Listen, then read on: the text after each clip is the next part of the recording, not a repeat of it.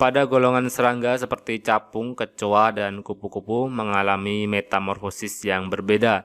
Tahap metamorfosis dari telur, larva, pupa, dan imago terjadi pada hewan di bawah ini yang sesuai adalah tahap metamorfosis sangat penting untuk dipelajari, baik metamorfosis sempurna maupun tidak sempurna. Dalam soal ini kita lihat metamorfosis dari telur, larva, pupa, dan imago menggambarkan bahwa metamorfosis yang dijadi adalah metamorfosis sempurna melewati 4 fase, yaitu telur, larva, pupa, dan imago. Kita cari hewan-hewan di bawah ini yang melalui tahap metamorfosis sempurna. Yang A, kupu-kupu, lalat, capung. Kupu-kupu, lalat masuk sempurna, tetapi capung adalah metamorfosis tidak sempurna. Kemudian jangkrik, capung, lebah. Jangkrik dan capung metamorfosis tidak sempurna, maka ini bukan jawaban yang kita cari. Yang C, lebah, kecoa, ngengat. Kecoa tidak sempurna. Yang D, belalang, kupu-kupu, lalat. Belalang tidak sempurna. Yang E, lalat, lebah, ngengat. Ini adalah hewan-hewan yang mengalami fase metamorfosis sempurna. Jadi jawaban yang tepat adalah E. Negara ASEAN yang memiliki wilayah terkecil adalah Singapura. Untuk menampung penduduknya, maka Singapura memerlukan tambahan wilayah. Maka upaya yang dapat dilakukan pemerintah Singapura adalah A. Melakukan rehabilitasi lahan, B. Mengkonservasi lahan, C. Mereklamasi wilayah pantai, D. Melakukan recovery hutan, atau E. Melakukan restorasi hutan. Ini juga muncul di tahap kedua, upaya apa yang dilakukan oleh pemerintah Singapura untuk menambah wilayah. Jawaban yang tepat adalah C. Mereklamasi wilayah pantai. Jadi Singapura pada tahun 1962 mereklamasi pantai karena wilayah daratan yang sempit untuk mengantisipasi perkembangan penduduk dan pertimbangan ekonomi dan bisnis. Reklamasi pantai tersebut dilakukan di hampir seluruh wilayah pantai Singapura, telah berhasil memperluas wilayah daratannya. Jadi jawabannya adalah C. Lanjut soal berikutnya. Perhatikan paragraf berikut. Pembuatan ikan asin ada banyak cara, salah satunya adalah dengan metode penggaraman basah. Proses penggaraman ini akan menghasilkan ikan asin yang basah pertama-tama dan seterusnya, kemudian dan seterusnya. Pertanyaannya, jenis paragraf tersebut adalah A. Deskripsi, B. Persuasi, C. Narasi, D. Eksposisi, atau E. Argumentasi. Kita lihat teksnya. Pembuatan ikan asin dengan metode penggaraman basah. Proses penggaraman pertama-tama, kemudian ini dijelaskan proses pembuatan ikan asin seperti apa. Jadi jelas paragraf tersebut adalah paragraf eksposisi, di mana paragraf eksposisi merupakan paragraf yang bertujuan untuk menginformasikan sesuatu sehingga memperluas pengetahuan pembaca. Dalam hal ini, dalam teks ini adalah pembaca mendapatkan informasi tentang bagaimana cara pembuatan ikan asin tahap demi tahap. Untuk dipelajari jenis-jenis paragraf yang lain, deskripsi, persuasi, narasi, dan argumentasi. Untuk antisipasi akan muncul juga di tahap ketiga. Sayuran organik sulit didapatkan pada zaman sekarang ini. Sayuran ini menjadi mahal harganya karena susah pemeliharaannya. Pupuk yang digunakan hanya pupuk kompos dan kandang. Tanaman organik mudah mati karena mudah diserang oleh hama. Pemberantasan hama pada sayuran organik juga tidak mudah. Hama tersebut harus diambil satu persatu, bisa langsung menggunakan tangan ataupun suatu alat. Tidak heran jika sayuran organik bentuk daunnya cenderung tidak mulus karena sempat dimakan oleh hama pengganggu. Kesimpulan paragraf tersebut adalah A. Tanaman organik mudah diserang hama karena tidak disemprot zat kimia. B. Sayuran organik sulit didapat dan mahal harganya karena susah pemeliharaannya. C. Produk sayuran organik tidak bagus karena sempat dimakan hama pengganggu. D. Perawatan sayuran non-organik lebih mudah dibanding sayuran organik. E. Sayuran organik sulit pemeliharaannya. Dari paragraf ini, kesimpulannya, jawaban yang tepat adalah B. Sayuran organik sulit didapat dan mahal harganya karena susah pemeliharaannya. Kesimpulan dapat diambil dari dua kalimat pertama. Sayuran organik sulit didapatkan pada zaman sekarang ini.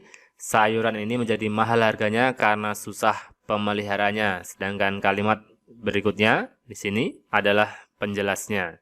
Jadi jawaban yang tepat, kesimpulan paragraf adalah B. Sayuran organik sulit didapat dan mahal harganya karena susah pemeliharaannya.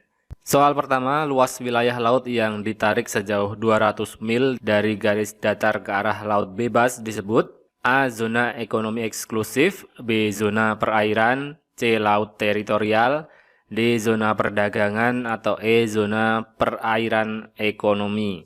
200 mil dari garis datar ke arah laut bebas adalah zona ekonomi eksklusif.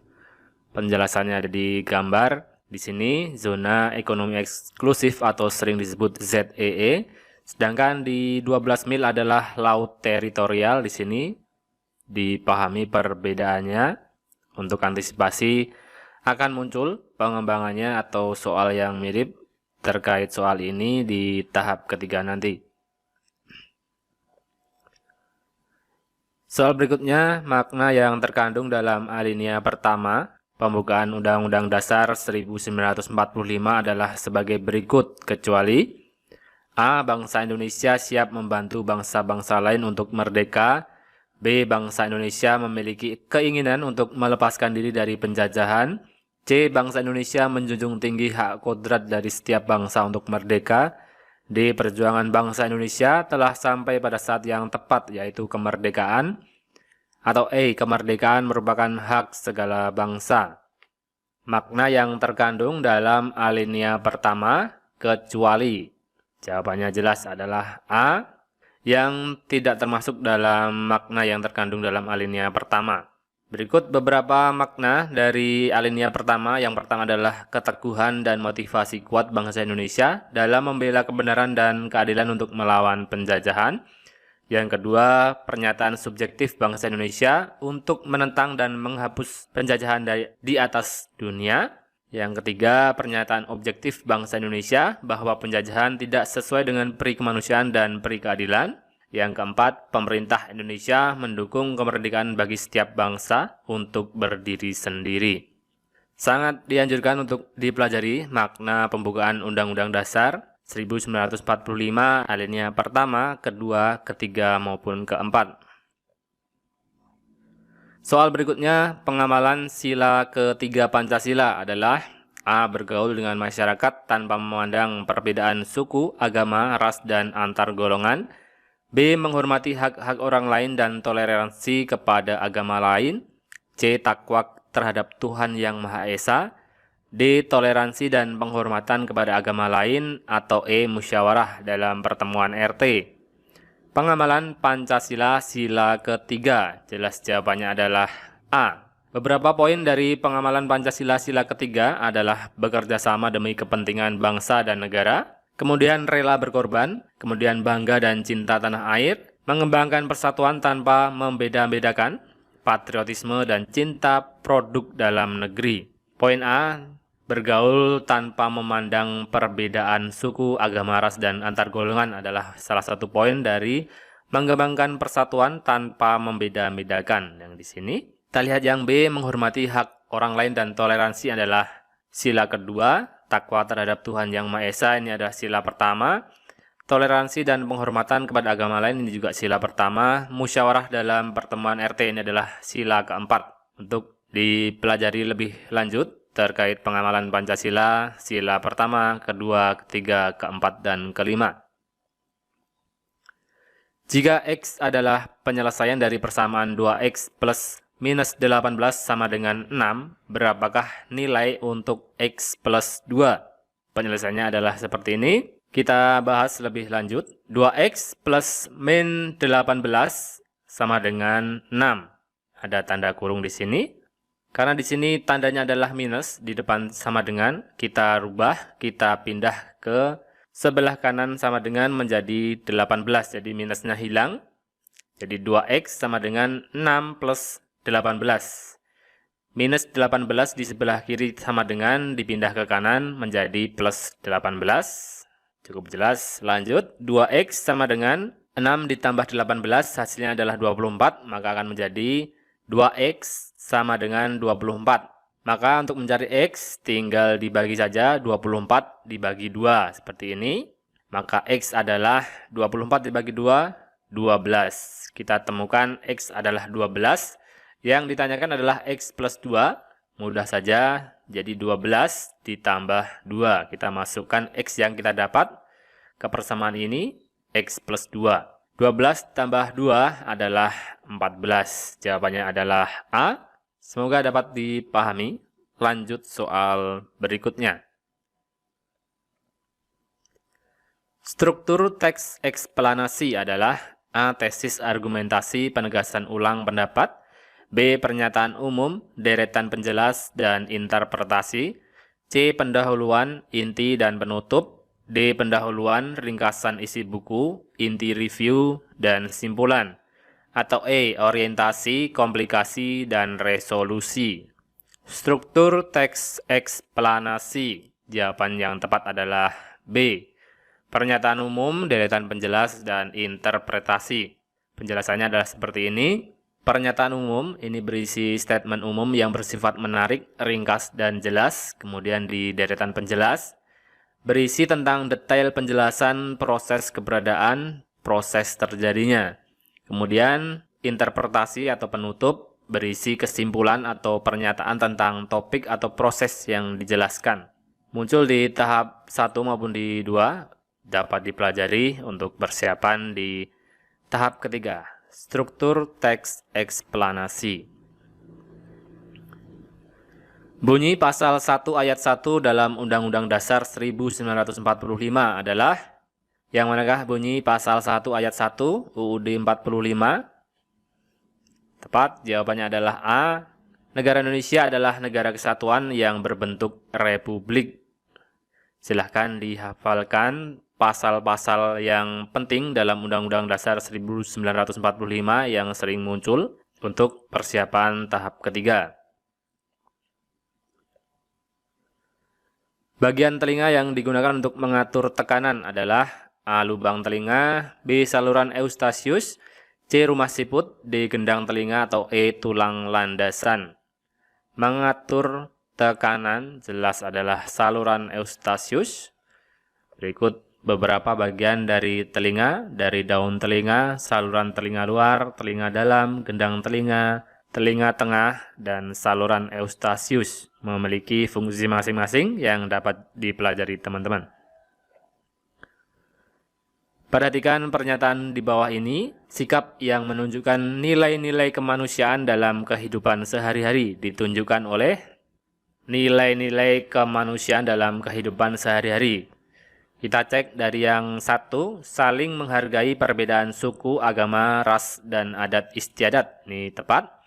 Yang dua, melakukan diskriminasi terhadap sesama warga negara. Ini bukan, jelas. Tiga, menyampaikan kebenaran agar dipandang sebagai orang jujur. Kurang tepat, karena ada pamrih agar dipandang sebagai orang jujur. Yang keempat, menjunjung tinggi nilai kemanusiaan. Ini adalah tepat, mendahulukan hak daripada kewajiban, ini kurang tepat. Yang nomor 6, membantu tetangga yang terkena musibah, ini jelas tepat. Jadi sikap yang menunjukkan nilai-nilai kemanusiaan dalam kehidupan sehari-hari adalah nomor 1, nomor 4, dan nomor 6. 1, 4, 6 ada di opsi jawaban B. Jawaban yang tepat adalah B. Perhatikan gambar berikut. Pada mobil-mobilan tersebut terjadi perubahan energi. A. Gerak kimia listrik, B. Listrik gerak kimia, C. Gerak listrik kimia, D. Kimia gerak listrik, atau E. Kimia listrik gerak. Perubahan energi pada mobil-mobilan ini jelas jawabannya adalah E. Energi kimia yang terdapat pada batu baterai dirubah menjadi energi listrik, kemudian menjadi energi gerak. Jawaban yang tepat adalah E. Lanjut soal berikutnya. Perhatikan diagram berikut, terdapat berbagai bunga di kebun bunga diem. Jika jumlah semua bunga adalah 80, maka jumlah bunga mawar dan melati adalah? Mawar dan melati ada di sini. Kita cari dengan cara berikut. Tentu saja satu lingkaran penuh adalah 360 derajat. Ini harus diingat selalu, 360 derajat. Dikurangi yang dahlia ini 54 derajat di sini. Kemudian yang tulip 108 derajat di sini. Dikurangi lagi yang anggrek 72 derajat. Yang ini. Jadi 360 dikurangi dahlia 54 derajat, dikurangi tulip 108 derajat, dikurangi anggrek 72 derajat. Hasilnya adalah 126. Ini adalah mawar dan melati 126 derajat. Jika diketahui semua bunga adalah 80, maka kita cari jumlah bunga mawar dan melati dengan cara 126 per 360. Ini dalam derajat ya. 126 derajat per 360 derajat dikalikan 80. 80 adalah jumlah nyata jumlah bunga seluruhnya. Jadi 126 per 360 derajat dikali 80. Hasilnya adalah 28. Ini adalah jumlah bunga mawar dan melati pada kebun bunga diem. Jawabannya adalah A. Semoga dapat dipahami. Lanjut soal berikutnya. Perhatikan keterangan berikut. A dapat menempuh jarak 1 km dalam waktu 15 menit. B dapat menempuh jarak 4 km dalam waktu 20 menit. C dapat menempuh jarak 2 km dalam waktu 20 menit. D dapat menempuh jarak setengah kilometer dalam waktu 6 menit. Urutan dari yang memiliki kecepatan rendah sampai tertinggi adalah yang manakah? Opsi jawaban yang tepat, urutan yang memiliki kecepatan terendah sampai tertinggi. Terdapat data dalam soal adalah jarak dan waktu. Yang ditanyakan adalah kecepatan. Ingat selalu rumus kecepatan adalah jarak dibagi waktu. V, kecepatan adalah V, jarak adalah S, waktu adalah T. Ingat selalu rumus V sama dengan S per T. Kita cari dulu masing-masing dari A, B, C, dan D. Didapatkan hasil pembagian dari jarak dibagi waktu. Hasilnya adalah yang untuk A 0,066.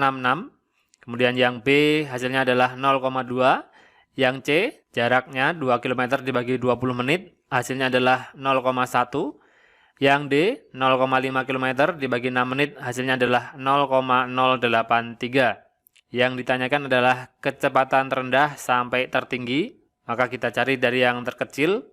Terdapat di A, ini nomor 1, 0,066. Berikutnya adalah 0,083, ada di nomor 4. Ini urutan kedua. Kemudian adalah 0,1, urutan ketiga. Dan tercepat adalah 0,2. Ini urutan keempat. Jadi urutannya adalah A, D, C, B. Urutan dari yang terendah sampai yang tertinggi. A, D, C, B ada di opsi jawaban A. Jadi kalau kecepatan terendah otomatis dimulai dari angka yang paling kecil, begitu seterusnya sampai yang tertinggi adalah dengan nilai angka yang terbesar. Jawaban adalah A. Lanjut soal berikutnya.